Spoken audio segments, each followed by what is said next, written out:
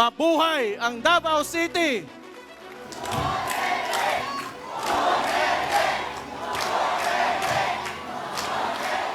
Dapat ko ingnon. Akong pilion nga presidente karon 2028 si Inday Sara Duterte. Happy Araw ng Davao and happy birthday PRRD.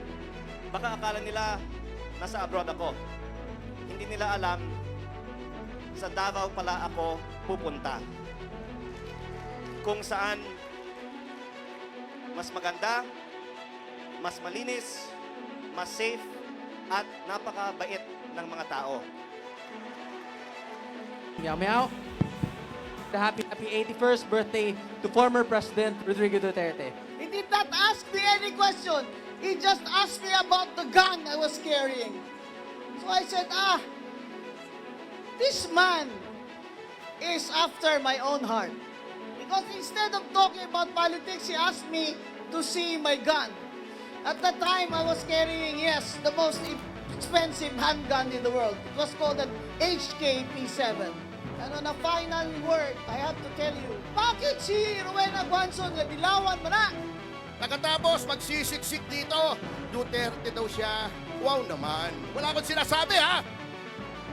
Wala akong sinasabi. Hindi ako magbabanggit ng pangalan. Kung dilaw ka, kung pulaw ka, kung pink ka, kung blue ka, kung so, wala na minimo kaakig. Wala kami kaakig sa inyo. Upot na lang kita diritanan kay Sara para sa aton kumso. Dahil kung hindi si Sara Duterte ang magpresidente, walang mananagot. Kaya si Rowena Guanzon magsasara Duterte. Kasi Sara Duterte lang ang presidente na kung siya ang manalo, may mananagot. Ilang taon ako sa politika. Sa tiyan pa lang na nanay ko, 67 years old na ako. Ngayon, politiko na ako. Good member man nanay ko, 33 years. Wala pa ako nakita ng gobyerno na ganito. Puro ka magnanakaw. Mga kawatan. BBM, hindi ka nag-iisip. Mas inuna mo ang iyong pinsan na si Tambaluslos. Isa kang tanga. Gusto mo ba na kapag president na si Bibi Sara, ay ipakulong ka rin namin? At ang iyong buong pamilya? Mga walang iya kayong mga senador at mga congressman, gusto nyo bang makulong din kayo? Nandito ako para sabihin sa inyo na ang mga Ilocano, ang mga taga-Isabela, mga taga-Luzon, ay solid Duterte! Pag-upo ng ating Pangulong Sara Duterte, babalik ang hustisya sa ating bansa, mababawi lahat ng ninakaw sa sambayan ng Pilipino. Ang tibay ng paninindigan ng Mindanawan, hindi sila umubra kay Tatay Digong. Patuloy ang kanilang ginagawa, subalit hindi rin sila umubra at hindi sila uubra kay Vice President Inday Sara Duterte. Happy birthday! Happy birthday! Tatay Digong! Happy lakas! Happy birthday! Tatay Digong! Anong kasalanan niya? Inubos niya ang mga adik sa Pilipinas. Binaba niya ang kriminalidad. Nilabanan niya ang korupsyon. Siya ang nakakulong. Yung mga tumanggap ng mali-maleta, yung mga nagpayaman, sila ngayon ang namamayagpag.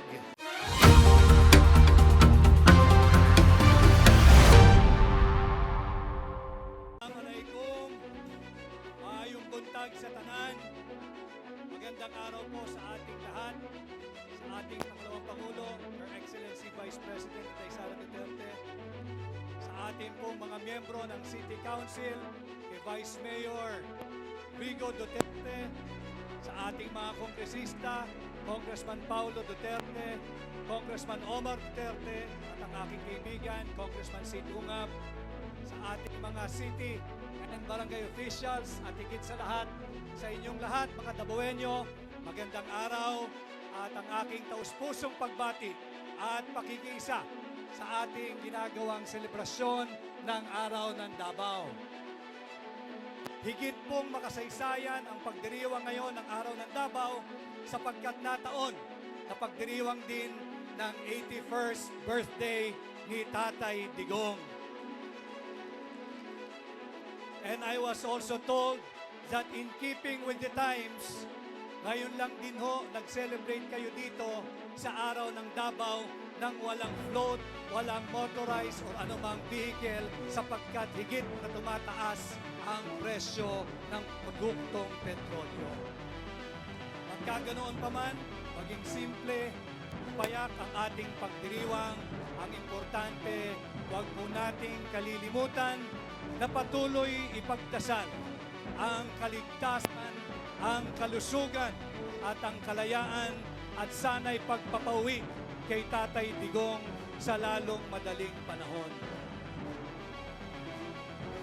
At alam ko rin naman na hindi matitinag ang prinsipyo ng mga Dabawenyo, ng mga Mindanawan. Hindi po kasi aral sa kasaysayan ang kasalukuyang administrasyon.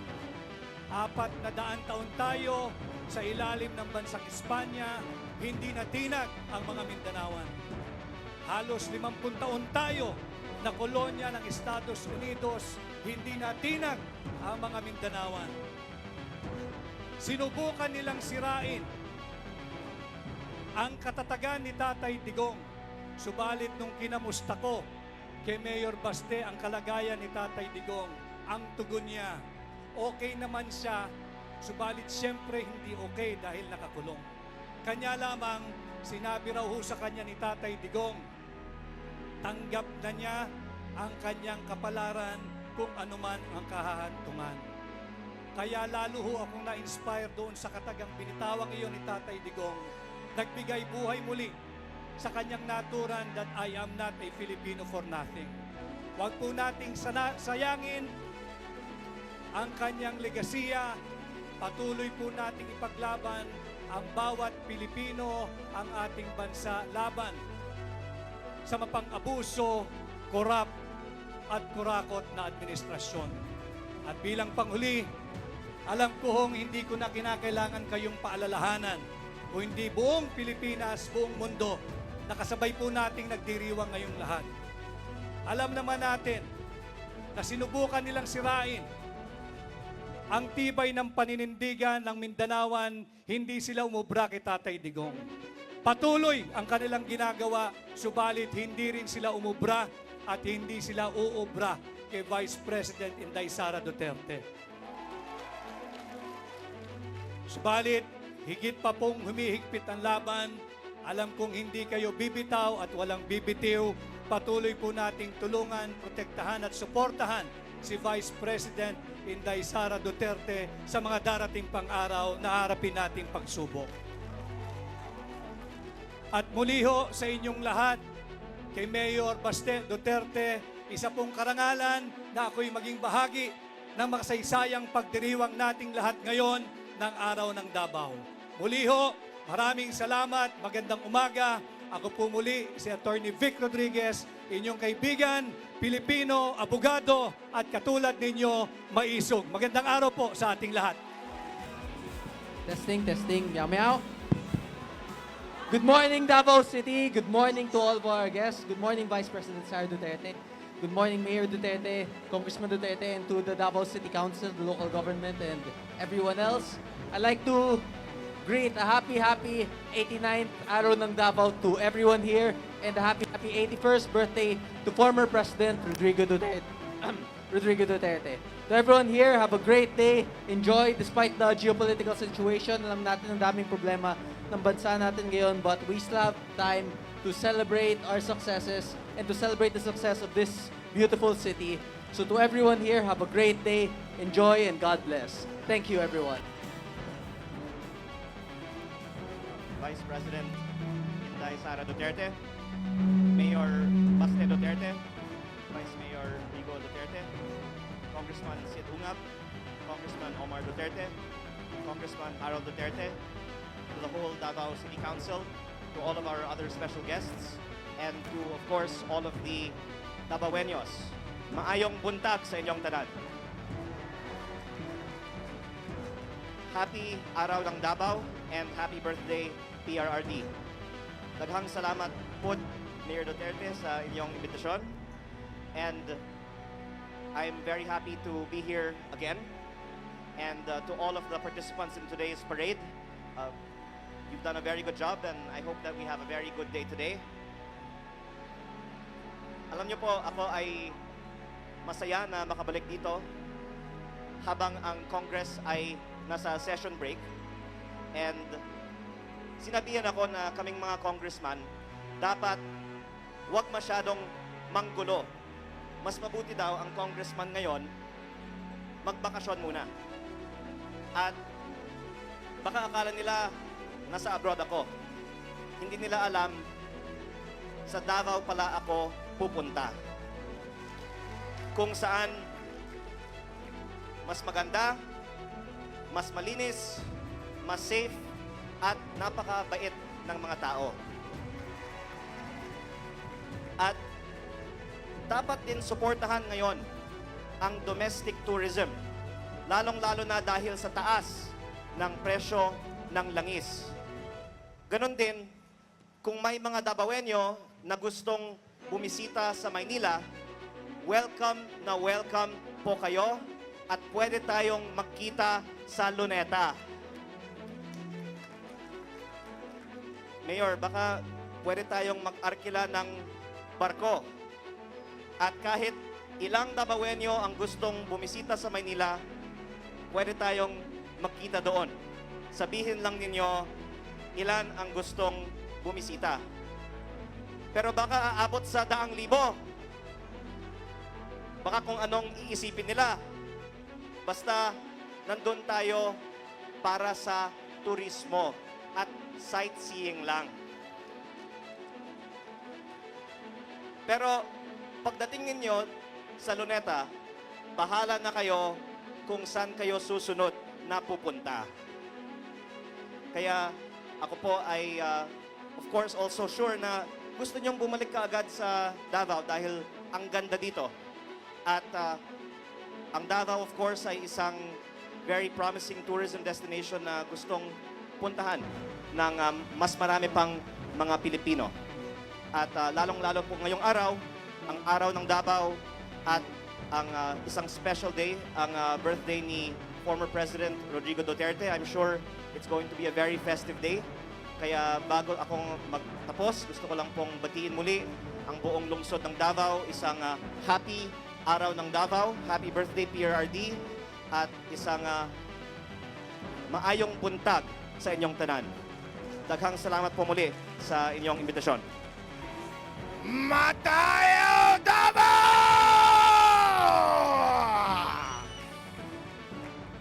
Maayong buntag Davao! Gusto ko mas malakas. Maayong buntag Davao! Yeah, buddy! Magandang araw po sa inyo lahat. Ako po si Atty. Harold Respicio, Vice Mayor ng Reyna Mercedes Isabela. Ang Isabela po ay nasa norte. Isa po akong Ilocano. Nagtataka siguro kayo, bakit ako nandito? Nandito ako para sabihin sa inyo na ang mga Ilocano, ang mga taga-Isabela, mga taga-Luzon, ay solid Duterte!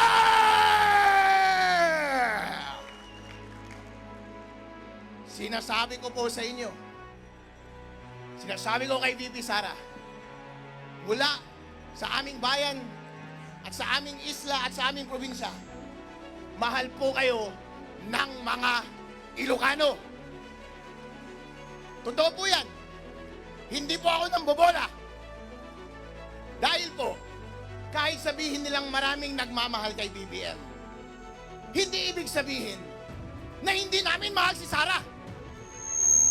Dahil sa totoo lang po, nung tumakbo si VP Sara at si BBM ng sabay, noong nakaraang eleksyon, tuwang-tuwa po kami. Bakit po? Dahil ito na po ang pagkakataon na i-redeem ng mga Ilocano ang kanilang masamang nakaraan. Pero BBM, ano ang ginawa mo? Sinayang mo! Instead na i-redeem mo ang pangalan ng iyong pamilya, ang ating lahi, nag-double down ka pa sa pagnanakaw! Instead na suportahan mo ang nagpanalo sa iyo bilang presidente, ipinahuli mo pa ang kanyang ama sa mga dayuhan. Wala kang utang na loob!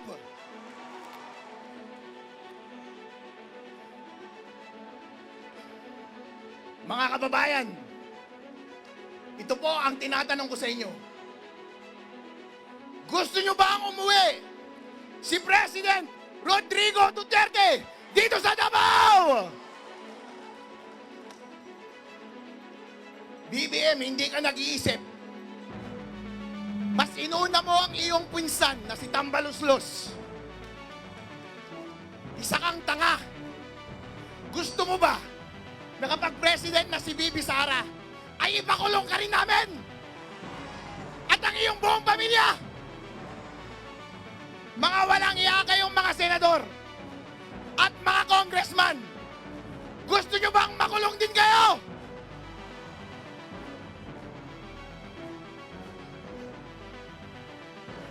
Ngayon po, ito ang ginagawa nila.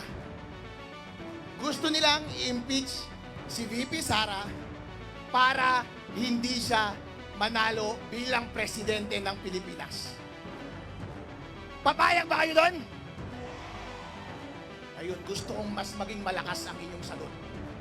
Gusto kong iparinig ninyo hanggang sa Malacanang. Papayag ba kayong hindi maging presidente si VP Sara Duterte ng Pilipinas? Maraming salamat po. Maayong buntag, Davao! Maayong buntag sa atong Vice Presidente, ang Mayor Baste, o sa Duterte family, sa atong mga congressman, labi na kay Omar, kay Harold, kag kay Lian de Biste, kag ari akong amigo nga si Kiko Barsaga, kag tanan diri, assalamualaikum. Sa mga taga Davao, nawa pa kailan ako, dili, this is not the first, kailan mo na ako? Wa man daghang kailan, nga Bisaya man ko. Pero Ilongga gid ako, pero kay sa Dumaguete man ko nag-high school niya ang akong mga paryente, daghang kay paryente Bisaya. That's why Cebuano pud ko. Daghang mga Guanson sa Cebu. The first time I met Rodrigo Duterte was a historical event. We campaigned for President Cory Aquino against Marcos and his warlords. Your Lola Soling was then our leader here in Davao. Hindi ka pa natao, Omar. So, ang officer in charge diri as Vice Mayor si Rodrigo Duterte. Ako ang officer in charge, Mayor sa Cadiz City, Negros Occidental. I was 27 years old. But like Rodrigo Duterte, I was used to gangsters and private armies and ang mga komunista, taggan kayo sa Negros sa una kay Sugar Man Me. Sugar Man Me. Ako may nag-vice president for the Visayas dito sa City, League of Cities, kaya wa may musugot, kaya hadlok man sila tanan mo adtong Mindanao. So ako ilang gipili, I was 27 years old, gipaadto ko nila dire kay Digong. That's the first time I met this man that everybody was talking about. And I said, I want to meet this Rodrigo Duterte, so I will go. Mag-bulletproof vest ka, Mayor, magganyan ka. Ano mo mag-bulletproof vest? Si andun si Digong. Kailangan ka ba mag-bulletproof vest nga naana siya dito? So I went, I came here, that's the first time I met him with June Basco. I remember this meeting clearly because we were building a new nation. We were building a new democracy. We toppled warlords in Mindanao and in the Visayas, our very own Armin Gustilo. But here was Rodrigo Duterte, a lawyer, a former fiscal, and son of Jia Soleng, who stood against the Marcoses here and all their warlords. So I came to meet him. 27 anyos lang ko, niyan siya, mayor. Kadungog ko nga, kanang imong pusil, mao mo na yung pinakamahal nga pusil sa kalibutan. He did not ask me any question. He just asked me about the gun I was carrying. So I said, this man is after my own heart. Because instead of talking about politics, he asked me to see my gun. At that time, I was carrying, yes, the most expensive handgun in the world. It was called an HK-P7. At that time, very hard to get that. Yun lang ang hiningi niya sa akin, na makita niya lang yung baril na yan na sinasabi, yan daw ang pinakamahal na pusil sa bilog na kalibutan. And that's when I said, hindi nga tao ni, this man is going to be a very strong leader of the nation someday. And wala yun ko nagsala. Kaya as I looked at his career, we met again. We met again on paper in the Commission on Elections, Vice President.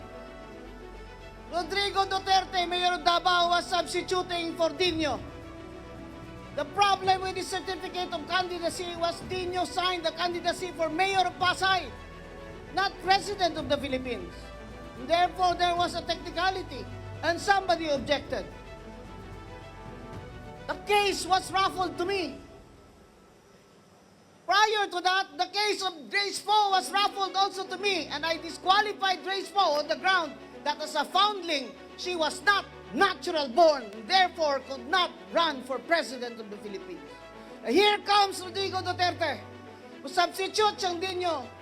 Naunsa naman ni si Dino ay nagpirma-pirma naman tong certificate of candidacy nga mayor sa Pasay may gibutang dito. God bless his soul. Di ba? The case again was raffled to me. So again, Rodrigo Duterte and I met on paper. Now remember, I was appointed Commissioner of COMELEC and was chair of that division. I was appointed on recommendation of Liberal Party members. I was not in PC, I had no party. I was before that Commissioner of COA, professor in the UP College of Law, practicing lawyer, and former consultant, chief of staff of Miriam Santiago. I called my division commissioners to a meeting and said, first I called my father, who was a judge, summa cum laude of Siliman, that's why I speak Cebuano. I said, I have a problem. Duterte's candidacy is for mayor. He said, what happened? It's like this, like this, like that. Where did he file it? I said, yes, he filed it in COMELEC. Is it not that when you run for mayor, you file it in Pasay City? I said, yes, but he filed it in Manila. He said, therefore, the intent of that Dino was to run for president, not for mayor of Pasay. As usual, my father, Judge Sixto Rojas Wanson, summa cum laude of Silliman University, was correct. So I called a meeting and I said, our job in the Commission on Elections is to ensure that the will of the people will be respected. No politician called me after that. I said it is our job to ensure that the election laws are applied fairly and justly, and that therefore the people must be given their right to choose the president of this land. And all of you lawyers will know that I needed an argument to support that decision. And the argument that I used is, of course, in Latin, lacuna legis. There is a gap in the law. There is a gap in the law and therefore needed interpretation. And when you interpret a gap in the law, you must interpret it in favor of the people. In favor of the people. Not against the people. So when I called my commissioners and said, this is my decision, how will you vote? And they said, ma'am, we vote with you. You vote with me regardless of the consequences. Remember, President Aquino was seated in Malacanang. There were candidates of the Liberal Party, and I said, I know that man. I know that Rodrigo Duterte we have met. I trust, I have faith in the people. I have faith in the Filipino people that they will choose the right leader. And that, my friends, is the reason why I'm here. And on a final word, I have to tell you, bakit si Rowena Guanzon nga dilawan mo na? Dilawan mo na! Kaning tao dire o sige sabok-sabok na ako. At dilawan man ka nga nung gadul-dul man kang Bibisara karon. Ayaw na yun si Bibisara. Ayaw na lang naghisgutan kay karon ang kinahanlan mo daog yun si Sara for president. Kung dilaw ka, kung pulaw ka, kung pink ka, kung blue ka, kung sa wala na minimo kaakig. Wala kami kaakig sa inyo. Upot na lang kita diritanan kay Sara para sa aton pungsod. Dahil kung hindi si Sara Duterte ang magpresidente, walang mananagot. Kaya si Rowena Guanzon magsasara Duterte. Kasi Sara Duterte lang ang presidente na kung siya ang manalo, may mananagot. Ilang taon ako sa politika. Sa tiyan pa lang na nanay ko, 67 years old na ako ngayon. Politiko na ako. Good member man nanay ko, 33 years. Wala pa ako nakita ng gobyerno na ganito. Puro ka magnanakaw. Mga kawatan. Ang kailangan ng Pilipinas, reforma. Zero corruption. Zero tolerance. That is why this early, I already commit my support to you, Vice President Sara Duterte. Whether I run for senator or not, I am going to campaign, as I am campaigning now, for Sara Duterte, who will be the next president of the Philippines. O sa mga Bisaya, mga Ilonggo, mga Waray, sa Visayas, kabalo na makamutanan, nga ang Negros Occidental, wala yun aga Marcos ever since because i-bankrupt niya na niya during martial law. My family, he confiscated our electric plant. All families were confiscated. Ang sugar, monopolize ang sugar trading. So we had to stop planting. Our people starved because we had to stop planting. Why will we plant if we're going to lose money? Now, Marcos Bongbong is doing it again. He is smuggling sugar. That's why our sugar prices from Negros Occidental are down. Down by more than 600 pesos per kilo bag. You know what that means? That means hundreds, thousands of workers will be out of jobs in the next 2 years if this continues. Smuggling of sugar, smuggling of fuel. Smuggling of fuel is now going on in our borders. Marcos wants us to feel that he is the one solving our problems, when in fact, it is Marcos who created all these problems. Ang gutom, ang unemployment, high inflation, trade deficit, budget deficit, hindi pangawat na sa tanang buhaya ang atong deficit. That's why, my friends, I am putting my faith on Sara Duterte for president. Because I see only that Sara Duterte, even with her quiet, calm demeanor, has the strength of character and the integrity to be our leader and run our country from the bottom up. Wala na tayong mamanahin kay Marcos. Puro utang, puro pangawat. We need a leader that will rise from these ashes and lead us back into a bright day.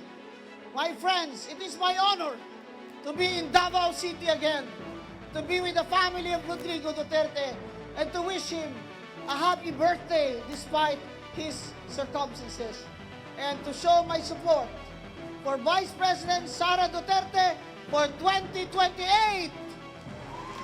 Daghang salamat, mayong buntag sa inyong tanan. Magandang umaga po. Bibilisan ko lang po ang mensahe.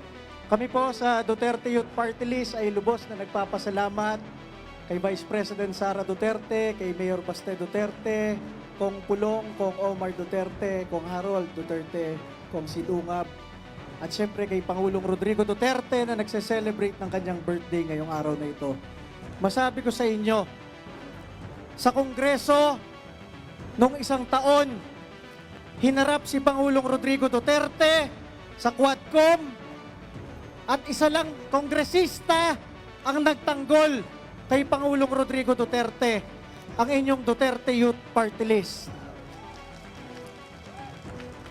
Ang speaker noon, Martin Romualdez, ang presidente, Bongbong Marcos, ay aming ninong. Kung gusto namin ng maleta, kung gusto namin ng pera, kung gusto namin ng kahit ano, madaling lumapit. Pero hindi kami lumapit, hindi kami tumanggap kahit piso. At nung nandun si Rodrigo Duterte sa harap ng Kongreso, buong araw, at wala kahit isang kongresista na nagtatanggol, nandun kami, ipinagtanggol namin ang ama ng sambayan ng Pilipino, Rodrigo Duterte. At nung gabing yon, lumapit ang Pangulong Rodrigo Duterte. Sabi niya, Ronald, thank you for your loyalty. Masabi ko sa inyo, yung binanggit ni Pangulong Duterte na yon ay mas mahalaga kesa sa kahit anong pera, kesa sa kahit anong posisyon. Ama ng sambayan ng Pilipino na lumapit sa iyo, nagpasalamat, yun ay higit-higit na sa kailangan namin sa Duterte Youth Party List. At dahil doon, kahit anong mangyari, kahit anong nangyari noong isang taon, nanalo ang inyong Duterte Youth Party List, number 1 sa buong mundo, number 1 sa local absentee ng mga pulis at sundalo, hindi pinaupo ng COMELEC, dinisqualify. Pero nandito kami ngayon, naninindigan para kay Vice President Sara Duterte dahil alam namin, pag-upo ng ating Pangulong Sara Duterte, babalik ang hustisya sa ating bansa, mababawi lahat ng ninakaw sa sambayan ng Pilipino, at lahat ito ay magpapatuloy sa tunay na pagbabago na nilagay ni Rodrigo Duterte sa sambayan ng Pilipino. Muli po, maraming salamat po at happy birthday po kay Pangulong Rodrigo Duterte. Mayong buntag, Davao! Bakit naman nung tinawag ako, ang tawag nyo sa message ko, short message? Parang may gusto yata kayong sabihin. Anyway, alam nyo po, I'm happy to be here. Nagkakasiyahan po tayo sa kaarawan ni Tatay Digong. Samahan nyo ko sa isang birthday greetings. Happy birthday! Happy birthday! Tatay Digong! Happy lakas! Happy birthday! Tatay Digong! Ngunit sa gitna po ng ating kasiyahan ay nagluluksa po tayo. Kaya kung makikita nyo po, may mga tao dito na nakasuot ng itim. Nagluluksa tayo sapagkat kinidnap, kinulong ang ating mahal na Tatay Digong. Anong kasalanan niya? Inubos niya ang mga adik sa Pilipinas. Binaba niya ang kriminalidad. Nilabanan niya ang korupsyon. Siya ang nakakulong. Yung mga tumanggap ng mali-maleta, yung mga nagpayaman, sila ngayon ang namamayagpag. Kaya't magluksa rin po tayo hindi lamang para kay Tatay Digong, ngunit para sa ating bayang inaapi. Bakit? Dahil ang rule of law po ay naghihingalo na.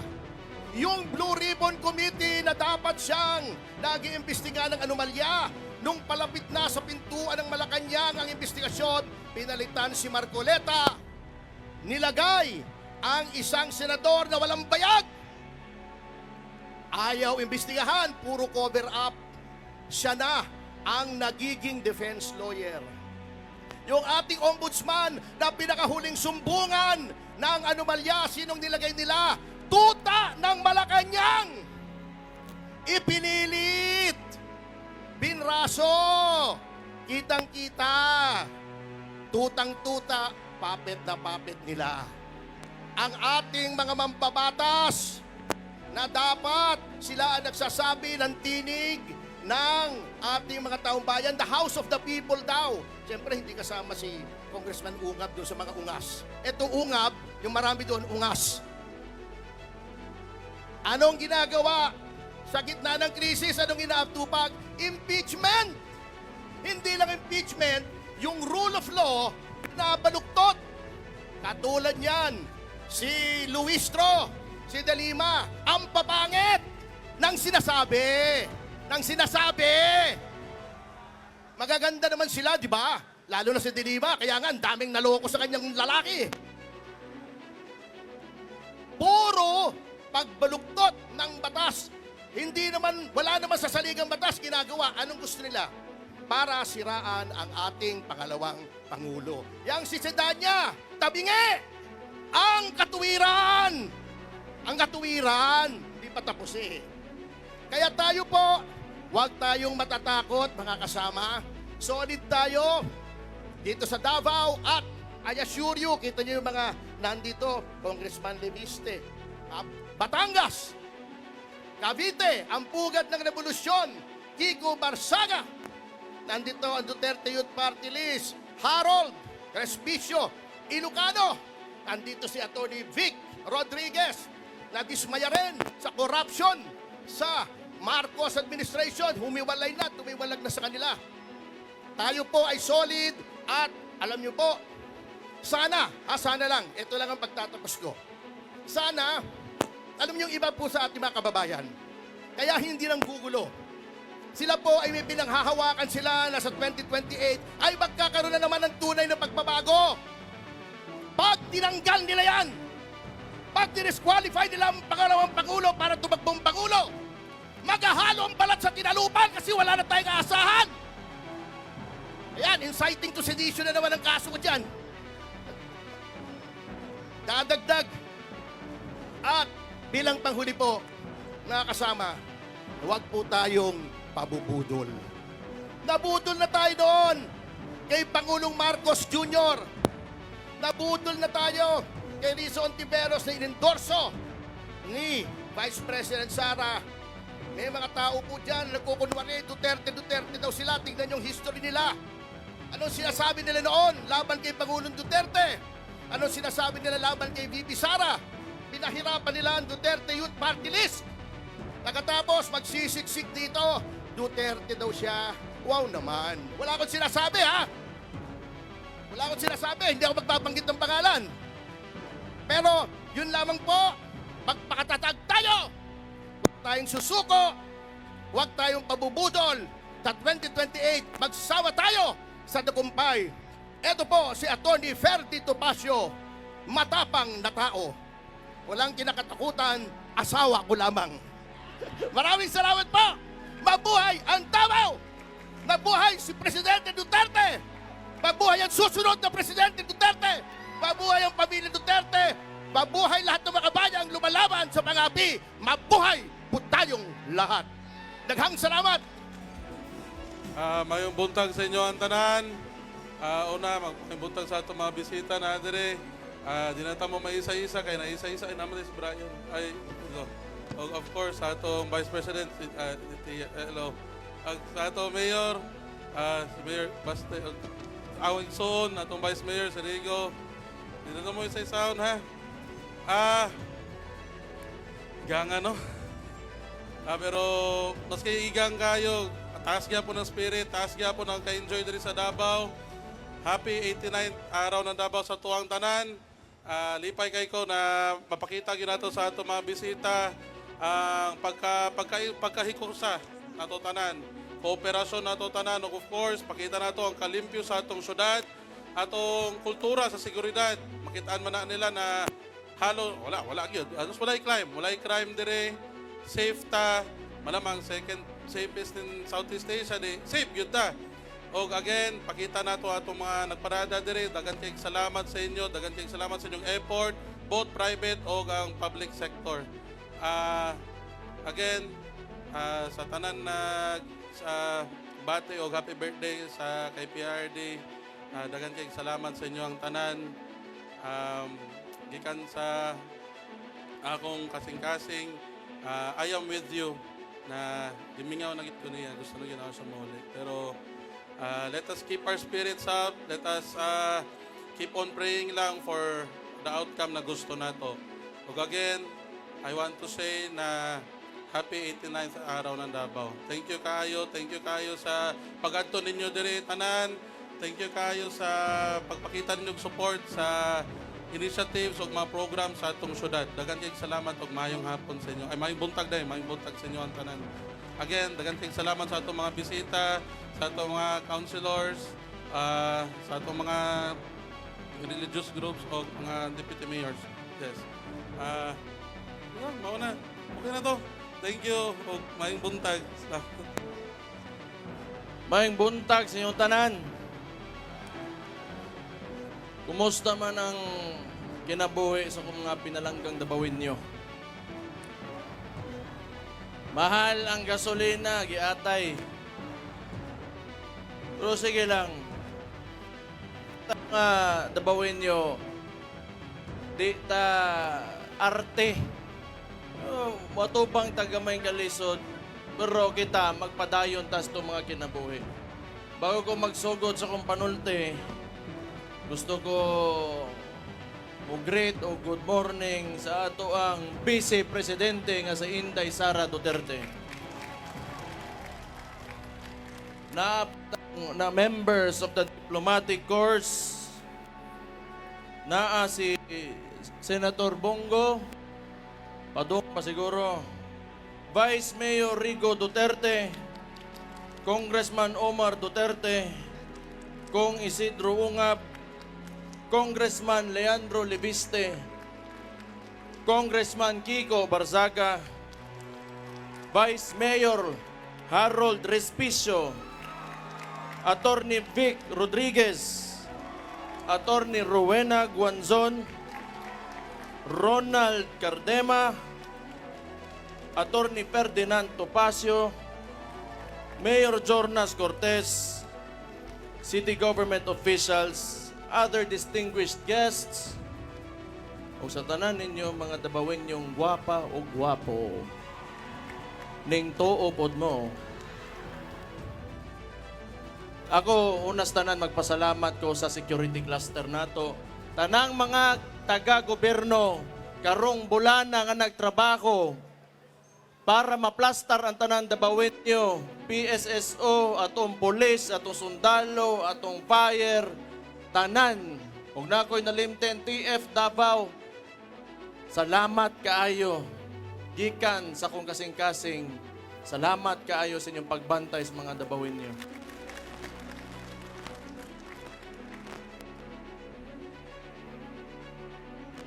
Tanawa takron. Kining ato mga bisita, akong gipangdadere. Ikibaw mo nga ako, di ko gusto mag-istorya politika, pero ginagmay lang. Kaya ato ang focus karon, araw ng Davao, 100 years na atong City Hall. But pasabot ana, 100 years. Gabarog lang gihapon ang mga Davaoenyo o gosgan lang gihapon. Dagantag giagian ang ato ang local hero nga si former President Roa Rodrigo Duterte ilang gihilabtan karon unsay nahitubo sa toa. Nagtuo sila muhinay ta, nagtuo sila maluya ta, pero tanawa ang uasa ta karon Samotang nikos kan kay ilatang gisuwayan. Doon na lang ko yung mga giya. Pero gani, akong gipaila-ila kaninyo ni mga tao na sumulikod na mga bisita nato. Hapit pa gani mag-away kay tanan buang. Tanan isog. Kita mga dabawenyo, maisog ta. Pag kita gani, itulak sa corner, imong ipiton, wa tay laeng imoon, di man tahilaptanon. Pero kung inyo may suwayan, makatilog yun mong sokol sa inyong kinabuhi nga wa pa ninyo makit sukat-sukat sa inyong nataw mo. Naalang ko yung mga gamayng giya para sa ato para sa tanang dabawin nyo na gusto na kong basahon sa inyo ha. Una asenso para sa tanan. Dili lumba ang pag-asenso. Suportahan ang matag-usa nga mulambo aron dungan tang mulahutay para sa nindot nga dakbayan. Ang tinuod nga kalambuan kauban ang tanang katawhan. Kung musaka ang usa ka dabawenyo, ang atong tumong o dapat natong panganduyan nga musaka ang tanan, walay mabilin nga dabawenyo pagkitang tanan mo asenso. Pagkaiusa ang matag pamilya, importante kaayo ni. Sa matag panimalay, kinahanglan manukad ang panag-iusa. Pag hinatagay o pag sinaptanay, kay ang nagkaiusang dakbayan, pundasyon ang pamilyang ligon o naay baruganan. So kita magsugod sa atong mga panimalay, disiplinahon na itong mga anak, pasudlo na itong eskwelahan. Importante, naapoy kahatlok yun sa Ginoo. Katulo, Ginoo ang sentro sa tanan. Sa kanunay, di malimot sa pag-ampo o pagpasalamat sa Ginoo. Kay ang kaabunda sa atong kinaiyahan, kasaysayan o katawhan, panalangin ka na gikan sa kahitasan. Gibaw mo, kung unsa man ang sitwasyon nato aning kalibutanan di man gyud nato matupagtanan. Mao na ang uban diha salig lang sa Ginoo, ibili na nato sa iya ka. Basta kitang tanan, himo lang o kaayuhan sa matag-usa. Disiplinado sa katawhan. Maghinatagay, dili ta magsinikuhay, labi na karon nga daghan na kaita. Ang Davao, 1.8 million ang populasyon nato. Kung kita, way balaod, walay order, magkagubot gyud ang tanan. Mao nang ako, salamat kaayo. Ikaduhang termino nako ngaron nga na mayor ko, swerte kay ko kay ang tabawin nyo, buutan og disiplinado, wa gyud kuno tagaig labad sa ulo. Naaray ubang badlongon diha, pero sultihan ta mo pagbag-o na mo kay ang bangag ninyo nga presidente munaog na tragis ninyo. So natay mga balaod, mga ordinansa, parehaan ng liquor ban, smoking ban, firecracker ban, speed limit, curfew, uguban pa, tumana lang ninyo. Kay dili man na pang-ipit sa inyo kundi para maplastar tang tanan aron hapsay ta, harmonious at mga kinabuhi. Og diha ta nailhan sa tibok Pilipinas, kay kita nakapanaog og nakapaimplementar ingana nga balaod sa usa ka dakbayan og kitay pinakauna. Kay ang panggobyerno, dili lang kami nga nasa gobyerno, di lang ang administrasyon nato, di lang ang mga konsehal, ang mayor, ang vice mayor, ang congressman. This is a collective effort of all Davaoenos. Kung dili, walay active participation from you, why mahitabo sa tuwa. Muna, again, magpasalamat ko sa inyong salig sa atong lokal nga gobyerno. Thank you kaayo. Salamat, anak. Doon na pa, wap ko na human. Sige lang, kaya hapit ng paniod to. Gutom na po ko. Hapit na Ang mga kabatanunan kinanglan edukado. So walay maglaroy-laroy. CSWDO, salamat pagkuhanin nila, bantayin nila itong mga bata. Way maglaroy-laroy nga bata sa dalan, oras sa ting eskwela. kinanglan edukado ug baton ug gugma sa dakbayan. Ato silang giyahan nga malayo sa bisyo ug kadautan.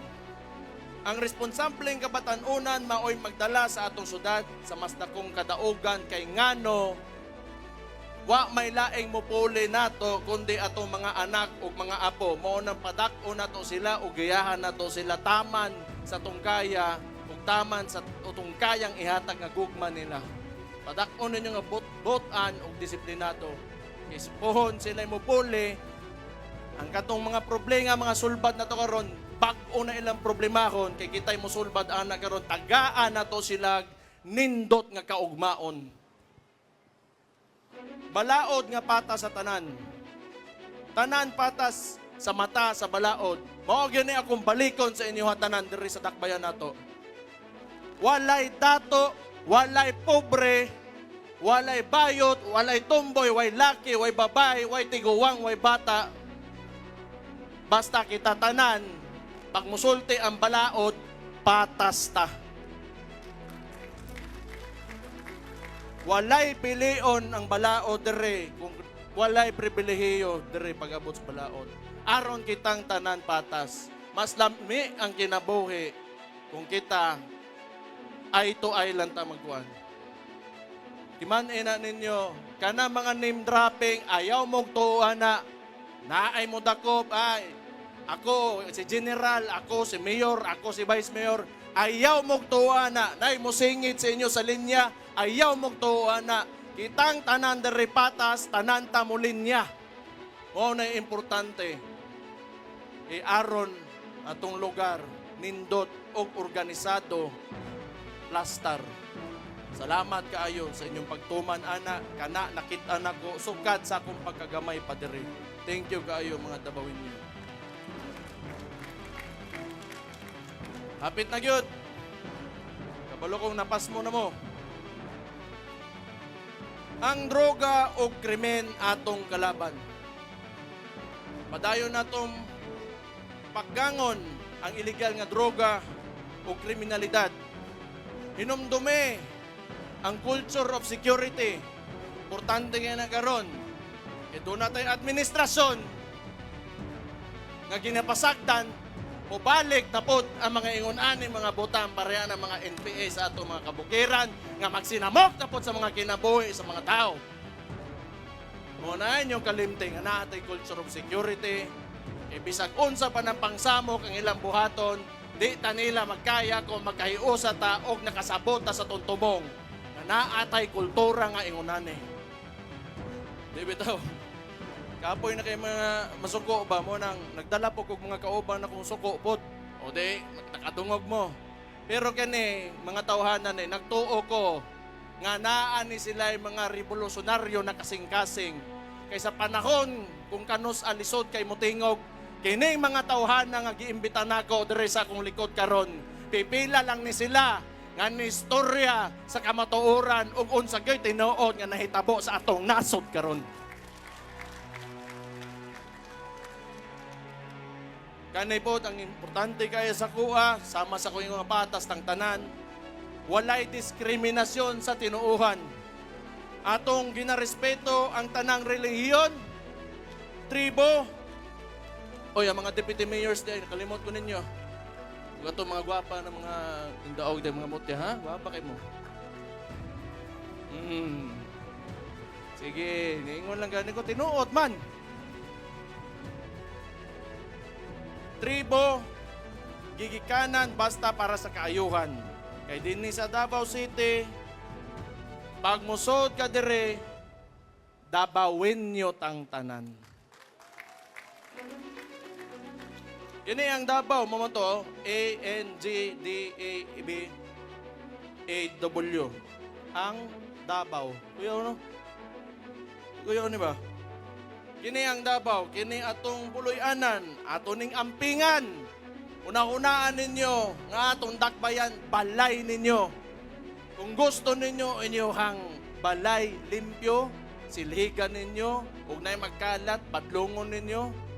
Huwag na magsinamok, badlungon ninyo, storyahon ninyo.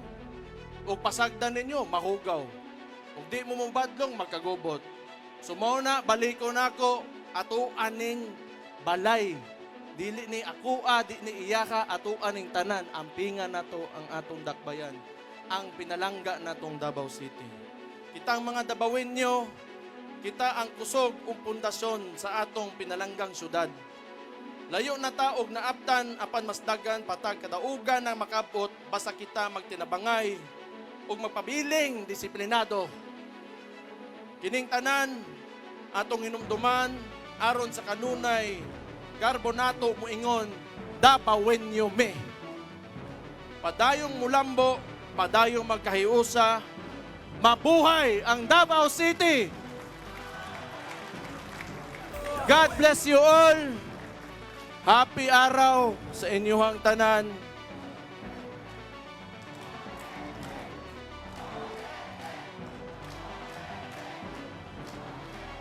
Napatay ko yung ingnon. Akong pilion nga presidente karon 2028 si Inday Sara Duterte. Masuko na ko bantay lang mo ako'y makasaban. Sige, salamat kayo. Mabuhay mo. Thank you kayo. Magpadayon tang disiplinado. God bless you all.